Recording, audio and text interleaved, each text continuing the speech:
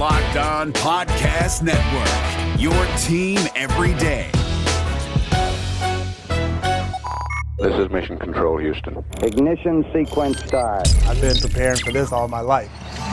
Here's Porter on hard and taking him to school. What a great play by Jae'Sean. KJ Martin climbed Bobon Mountain. T-minus 15 seconds. Guidance is internal. And you've seen tonight that we fought together, we stayed together, and it's about damn time, man. 6, 5, 4, 3, 2, 1. What's up, and welcome to another episode of Locked On Rockets, the best and only daily podcast covering your Houston Rockets. As always, I'm your host, Jackson Gatlin, native Houstonian and partner at Apollo Media. Be sure to follow along on Twitter at JT Gatlin, the show, of course, at Locked On Rockets, as well as at Apollo HOU. And if you enjoy what we do here at Locked On Rockets, be sure to subscribe to our brand new YouTube channel, Spotify, Apple, wherever you listen to your podcast. We would sincerely appreciate it. Today's episode is brought to you by Spotify Green Room. Download the app, follow me at JT Gatlin to join in on the conversation live. Spotify Green Room, changing the way that we talk sports. Now, joining us for today's episode, as he does each and every week, is film study phenom himself, the Athletic's Alykhan Bijani. What's up, Alykhan? Nah, that's too much. You guessing me up too much, Jackson. Hey, all right, Alykhan, scale of 1 to 10. Based on the fact that after our discussion last week concerning Jalen Green, and now this week we're getting ready to talk Evan Mobley, how confident are you that I'm going to sway back to Mobley Island after this conversation? Actually, I think you may be swaying to Cade Cunningham after all this news that's come out. But no, you know how I feel about Evan Mobley. I think he's a terrific prospect, somebody who I really love watching and being able to have looked at him throughout these last few weeks. So I think either way, if the Rockets have a choice between Green and Mobley, it's going to be a great pick. And we've got some really great plays that you've kind of set up for us that we're going to take a look at here in segments 2 and 3. And you did kind of allude to the Cade Cunningham, smoke that is just becoming ever increasing in the fact that the Rockets might actually have a legit shot at trading up for the number 1 overall pick from the Detroit Pistons. There's a lot of news swirling about, so we might have to change our plans because next week we were planning to do a breakdown on picks number 23, 24 and some of the prospects around that range, but we might have to kind of change our gears and maybe do a Cade Cunningham breakdown, possibly. Anytime you get to watch Cade Cunningham film, that's a treat. So if that happens, that's going to be fun. I will say this, and this alludes to the initial press conference that we had after the draft lottery. Rafael Stone did say that they would always look at every possible option. They would keep every door open. This is part of that. The only thing I will caution Rockets fans about is make sure whenever you do see a rumor, who is it coming from? Why is it coming? What does that represent? Think about those things, how that plays into the conversation, especially when it comes to moving up. Sometimes the conversations you think of as fans is a completely different conversation than front offices are thinking about. Sometimes they don't even give any validation to some things that are out there. So you always want to consider these things before you latch on. And this is going to be definitely happening, or this is definitely smoke all there. Keep an eye out, do some reflection, think about what's actually going on there, what this smoke is really about. Man, there was nothing juicy or aggregatable about that statement, Alykhan. Come on, I need you to drop a spicy line for Don or for Carly to grab and run with, okay? Yeah, well, all I'm going to say is, I think when it comes to all these prospects, they fit the definition of what the Rockets want. And what I mean by that is you allow them to grow in their own role. If the guy we're looking at today, in Evan Mobley, he is somebody, if you are drafting him because you see him as unicorn potential, you allow him a few years to grow into that frame that he has. He already has a solid size and length. Give him a few seasons to get into that frame with strength, upper body strength, lower body strength. Let him develop his where he's comfortable on the floor, whether it's the perimeter, inside, outside, all those different things. And then you build around him because he's a versatile piece. Same thing with Cade Cunningham. Same thing with Jalen Green. Same thing with Jalen Suggs. You have guys who are very versatile pieces. You want to build around those versatile pieces. And I think that no matter where the Rockets, which direction they go in, they're going to pick based off who they feel like can give them the best versatility moving forward in terms of roster construction and roster management. It's not just about best player available. It's not just about who's fitting with the roster. We've already talked about those things. But I think something else that needs to be discussed too is which player can you truly build around, right? You're in year one, or I guess now year one was last year, but now you're entering year two of a rebuild. And when that's going on, the quicker the rebuild occurs is whenever you give a chance to really build around a franchise guy. And if we truly believe that one of these four is a franchise guy, you want to give them some time to build around. And these guys clearly have the versatility to do that. It's crazy. I come away thinking that all four of these guys are capable of being franchise guys. It's just dependent on who the Rockets think should be their franchise guy. But with that, let's dive into some of these numbers, Alykhan, that you've kind of sourced from us, I believe, via Synergy, correct? Yes, these are all from Synergy. Now, there's a couple of things. We're going to get into a lot of this stuff later on in the conversation. Just wanted to be able to kind of give a brief introduction to you on who Evan Mobley is, the prospect, who he is in terms of what he has done on the basketball court. Couple things really stand out to me. Number one, half court. He was definitely USC's best, or you could arguably consider one of the best half court decision makers for them. They would often like to post him up or have him get the ball above the break and allow him to be a passer, somebody who can facilitate the basketball. If we go down to where it talks about pick and roll ball handler, there was some situations too where he got the ball and then, another big will come set a screen for him or a guard would set a screen for him. And he can, even though he has high hips and he has long legs and I can kind of mess with the center of gravity, he got low. And when he gets low, he can really attack in a straight line, which you normally see really good guards being able to do. And that movement, his movement skills that he has is something that really does stand out whenever you watch him on film. All right, let's move on. We're going to move on to this next page here, just because this is the continuation, I guess, of the offensive stats. Anything that jumps out here from you? For you, Alykhan? A couple things. Let's go down to where it talks about during trap situations. When he was doubled up in the post, if we're looking at it here, his team shot 40%. He shot 40%. Now, when it comes to passes, his team scored around 33% of his possessions, meaning that he was making the right reads. He has to get better in some areas. He can be tentative. But what I mean by tentative is tentative doesn't necessarily mean that he's like, oh, he's not making the right play. It means that he's being a little bit more passive than he should. I would like to see him be more aggressive. He's really good at using and turning around through both shoulders, having a soft touch around the rim. If he can't do that and kind of translate that into making better passes and kind of getting things going more aggressively, he's going to be really good in those types of situations.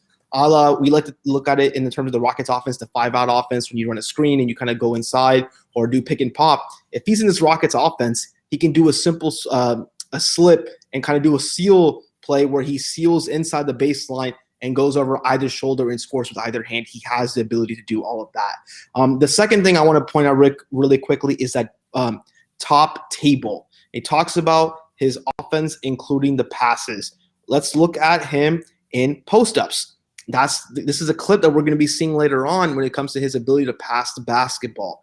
His turnover percentage is around 16%. Now, if you look at the volume, that's still a pretty good number for somebody who has the ball in his hands a lot. That's 1 out of every 6 possessions that result in a turnover. But for a guy who did not have as good spacing and had tentative shooters around him, that's still pretty good when I look at it from an eye test perspective. So a lot of really good things to see here, especially from his passing ability. I think that and the way the Rockets play offense 5-out, which is very much about side-to-side movement. If the ball is now moving and it's stuck on one side, you move it to the other, break down the defense that way. You would definitely fit right in there. I really love, and this is just one more number that's kind of standing out to me, his points per possession, a little over 1 point per possession on isolations, including his passes out of isolation. And that's kind of an interesting area to me. Yeah, he definitely needs to get better when it comes to his shooting. I think when he becomes a better shooting, that gravity that comes from shooting can open up a lot of other things for him, that aggressive mentality that we discussed here a few minutes ago. But that's a promising sign, right? And you want to see something like this from a guy who you already can show, we're going to see in the next slide, has incredible defensive potential. We want to see that in terms of his offensive side as well, because this league, as much as it is about stopping teams, you have to score the basketball as well. And if you're going to be a top-level prospect and a team leader, you have to be able to score the ball and be somebody they can go to in crunch time. The defensive metrics you're alluding to, I mean, he's being touted as, the next great defensive anchor in the NBA, but not only, a traditional anchor a la somebody like a Rudy Gobert who can anchor the paint, but somebody who is truly, versatile on the defensive end, can guard out on the perimeter, can do a variety of things, which we're going to take a look at in some of our upcoming slides. Yeah, and just make a quick point before we actually get to those defensive clips. In terms of schematic versatility, he's already a savvy pick and roll defender who can drop, hedge, switch, ran zone. He had plenty of experience being the middle anchor in that 3-2 zone, or in the 2-3 zone, sorry. So, you look at it, there's a lot of transferable skills that I see when you watch him operate in space with his ability to kind of both stunt to the ball, return back and contest. If he gets beat off a switch, he can return and block shots. These are a lot of really good transferable skills you see in different types of schematic coverages that will translate overall to a defensive scheme you can adapt around him. And that's what I mean. If you're looking at versatility and building a roster, he is a great first piece to have, because from him, you can actually create a defensive scheme that is not just based off of him. He has strengths everywhere. You can build a defensive scheme that's based off of everybody else. And that's a luxury to have in today's NBA. He's really effective at using his 7'4" wingspan. He has short area quickness, and he has the ability to play angles really effectively. And when you're in drop coverage, you have to really contort your body in some unique ways to stop passes, kind of play the passing lanes. He's so tall and lengthy, and he's so quick with his feet that he can be able to kind of manipulate those angles to his advantage and create turnovers. And like I said earlier, despite having long legs and high hips, which normally limit mobility for bigs like that, he's excellent at lowering his center of gravity, staying on the ground to contest and rotate, which is why he does not get called for fouls at all as well. So when I look at all these different things, a lot of things stand out. Look at that low free throw. If you look across the board as defensive metrics, low free throw percentage numbers. He does not foul. If he jumps in the air, he jumps straight up. He stays vertical. You like that about a defensive big. You want that in a defensive big that you're going to be hoping will patrol the paint for you. So a lot of great things from him. Just looking at the stats. Coming up, we're going to dive into a play that really kind of illustrates his defensive versatility, both in transition as well as in the half court switching, all of that. We're going to get there in just a moment after a message from our friends over at Spotify Green Room. Because look, Spotify Green Room is the first social audio platform made for sports fans. The app is free to download, and once you're in, you can chat with me, athletes, insiders, all in real time about your favorite team or sport. So hopefully the Houston Rockets, maybe another team, but probably the Rockets. Be sure to go download the app. Follow me at Jackson Gatlin. Follow Alykhan at Rockets_insider. The app is free to download. They're doing beta testing for Android. Go grab it, check it out, create a profile. Spotify Green Room, changing the way that we talk sports. And continuing on here at Locked On Rockets, your daily podcast home for everything Houston Rockets basketball. Quick reminder that on our road to the NBA Finals, our playoffs coverage is brought to you by Michelob Ultra. Only 2.6 carbs, 95 calories. It's only worth it if you enjoy it, and we can all enjoy the games a little bit more this season. Continuing our Evan Mobley film study session with the Athletics' Alykhan Bijani. Now, Alykhan, this next play that we have, to tee up to kind of continue focusing on Evan Mobley's defense, it's kind of a doozy because you really get a chance to see all these different areas that Evan Mobley is very capable in defensively. Yeah, so when we're looking at this, and I apologize really quickly for those who are listening on the podcast, I'm going to be breaking down the exact tools I'm talking about in a second. But for those watching us on YouTube, I'm going to be really quick and kind of just going through and diagramming what's going on in this play. So just hoping to give a visual listener, a visual watcher, and also just an audio listener some good perspectives on what's going on and just kind of the scouting report from the tape perspective.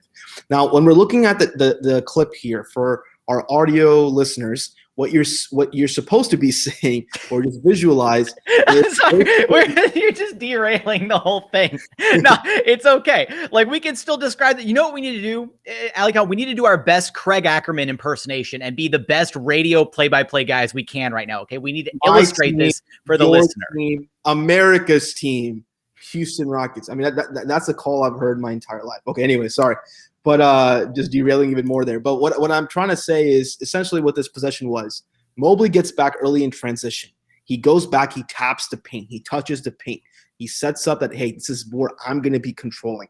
Then comes the trail man.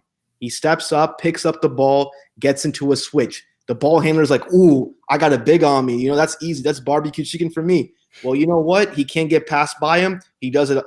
He does it beyond. He tries to do all these different dribble hesitation moves. Can't get behind him. Mobley holds his ground. He passes the ball to the corner, and then this is where we'll get to the next slide. Next slide is Mobley, does his job. He controls what happened, and then the ball handler has to give up the ball. The ball handler then drifts to the corner.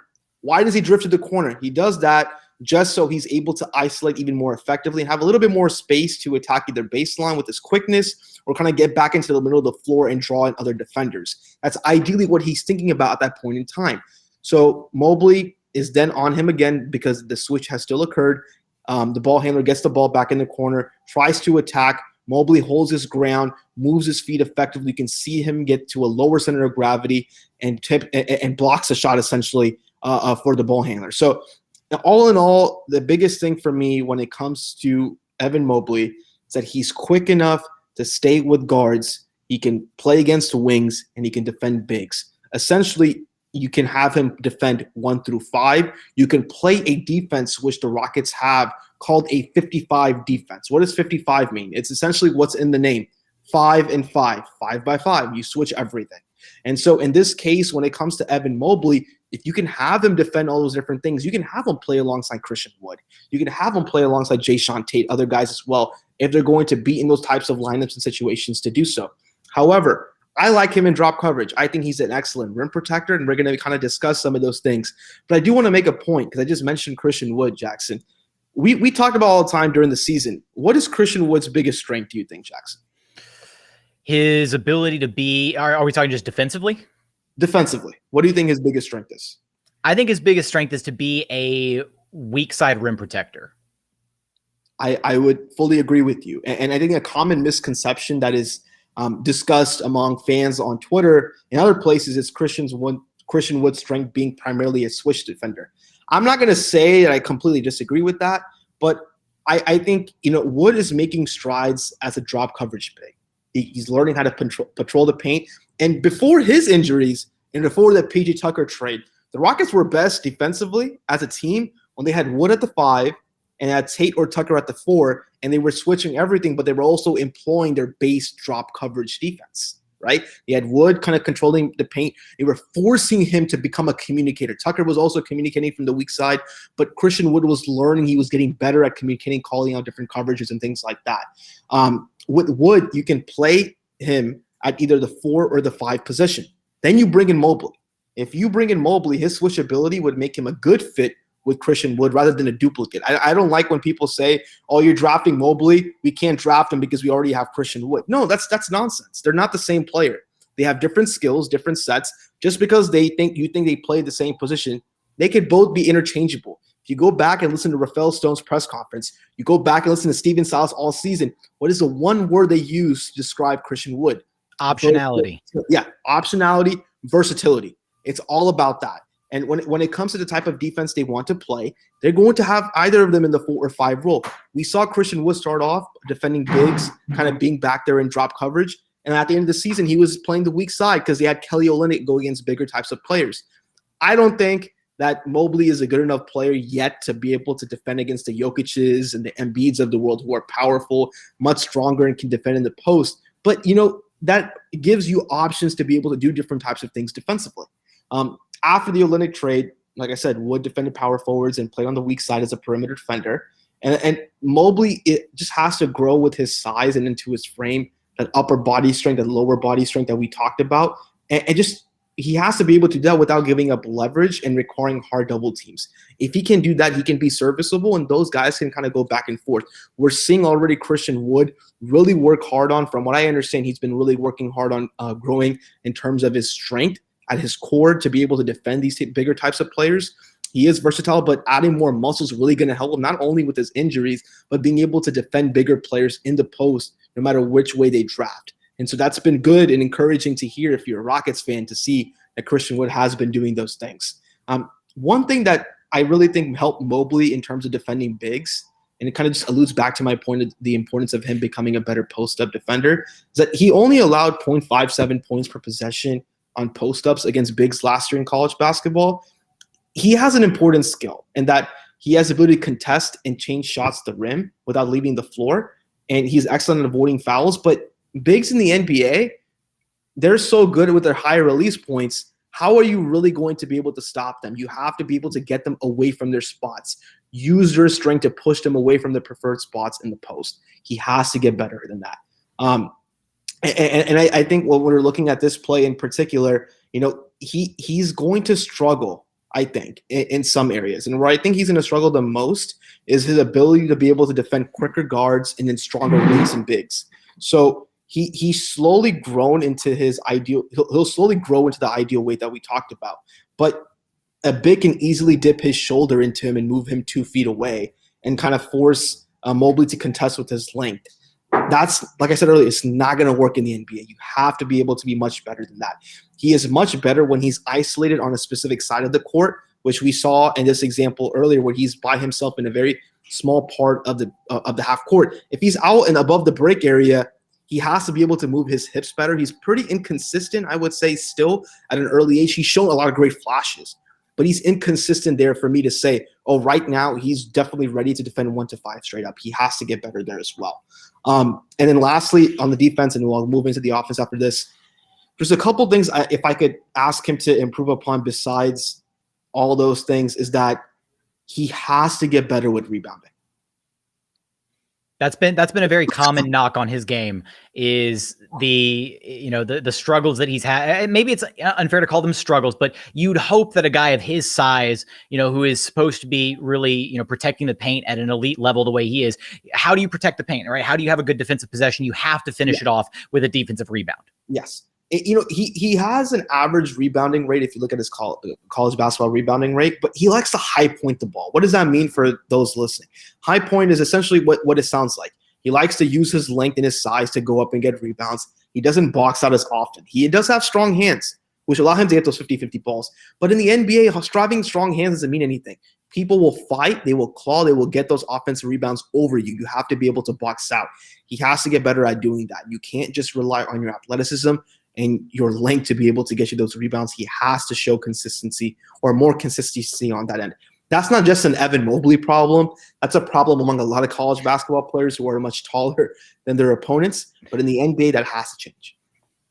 All right, well, coming up, we're going to dive into the offensive side of Evan Mobley, kind of showcasing a couple of his skills, and we're going to get there in just a moment after a quick message from our friends over at Built Bar. Because, look, if you've never had a protein bar that you actually care about, that you've enjoyed, you have to check out Built Bar. They've got so many incredible flavors to choose from. Salted caramel, cherry, raspberry, strawberry, double chocolate, my personal favorite, the coconut brownie chunk. You really can't go wrong with any of the flavors on their menu. Every single bar is low cal, low sugar, high protein, high fiber. They're great if you're on a keto diet, and you can check them out. Just go to builtbar.com and use promo code LOCKED15 to get 15% off your very next order. Again, that's promo code LOCKED15 for 15% off at builtbar.com.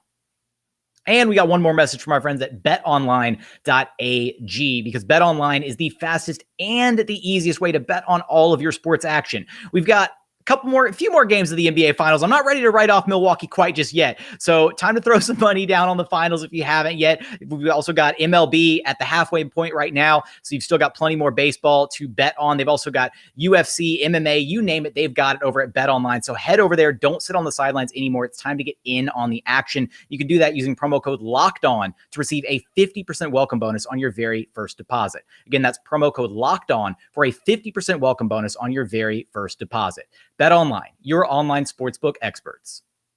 And final segment here at Locked On Rockets, your daily podcast home for everything Houston Rockets basketball. As we're rounding third, headed into home, wrapping up our Evan Mobley film study, we're going to dive into an offensive possession here that kind of illustrates what he's going to be capable of at the NBA level. So, Alykhan, what are you seeing in this play?